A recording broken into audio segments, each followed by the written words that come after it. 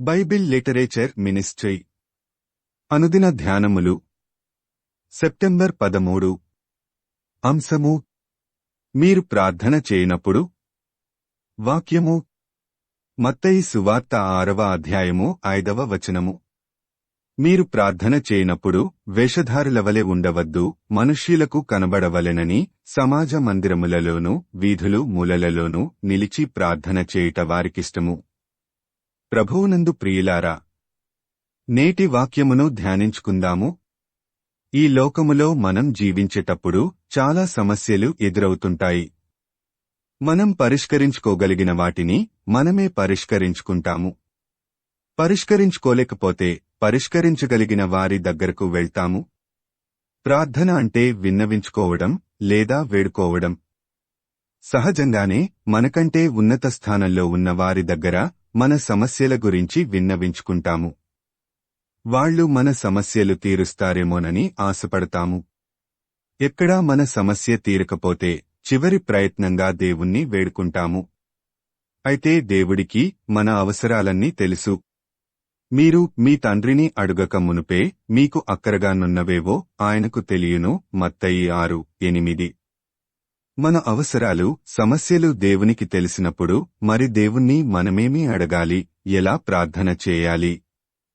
దీనికి సమాధానంగా యేసు ప్రభువు, నీవు ప్రార్థన చేయనప్పుడు నీ గదిలోనికి వెళ్లి తలుపు వేసి రహస్యమందున్న నీ తండ్రికి ప్రార్థన చేయుము, అప్పుడు రహస్యమందు చూచు నీ తండ్రి నీకు ప్రతిఫలమిచ్చును అని మత్తయి 6:6లో చెప్పాడు. మన సమస్యల గురించి దేవునికి ప్రార్థన చేస్తాము. నీ గదిలోనికి వెళ్లి తలుపు వేసి ప్రార్థన చెయ్యమంటే మరి అందరికీ గదులు ఉంటాయా? ప్రయాణాలు చేసేవారు ఏ గదిలోకి వెళ్లి ప్రార్థన చేస్తారు? హృదయమే మన గది.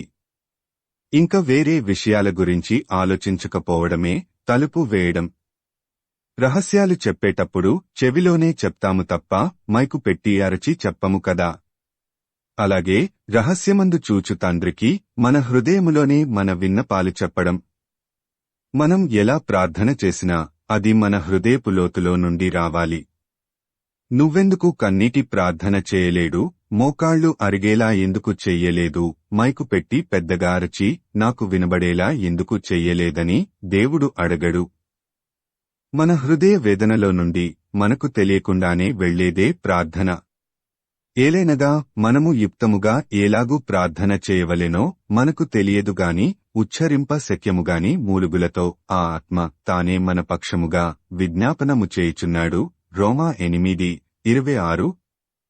బట్టి పట్టి చేస్తేనో, మంచి మంచి పదాలు వెతుక్కుని చేస్తేనో, చెప్పిందే పదే పదే చెప్తేనో, సుదీర్ఘంగా పెద్దగా అరచి చేస్తేనో, మోకాళ్ల చిప్పలు అరిగిపోయేలా చేస్తేనో, పలానా సమయంలో చేస్తేనో ప్రార్థన అని చాలామంది అపోహపడుతుంటారు. హృదయపు లోతుల్లో నుండి వెళ్లే ప్రార్థన దేవుని దగ్గరకు వెళ్తుందే తప్ప పనిగట్టుకొని చేసే ప్రార్థనను దేవుడు పట్టించుకోడు. విస్తరించి మాటలాడుట వలన తమ మనవి వినబడునని వారు తలంచుచున్నారు. మత్తయి 6:7. వేషధారుల ప్రార్థనను దేవుడు అంగీకరించడు. మనం చేసే ప్రార్థన డంబముతో కూడిన పరిసయ్యునిలా విస్తారమైన మాటలతో కాక తనను తాను తగ్గించుకొని హృదయ వేదనతో కూడిన సుంకరిలా చిన్న ప్రార్థన చేసినా దేవుడు వింటాడు. తరచుగా మనం దేవునితో మాట్లాడటం వలన దేవునితో మనకు వ్యక్తిగత సంబంధం ఏర్పడుతుంది. ప్రార్థించుకుందాము.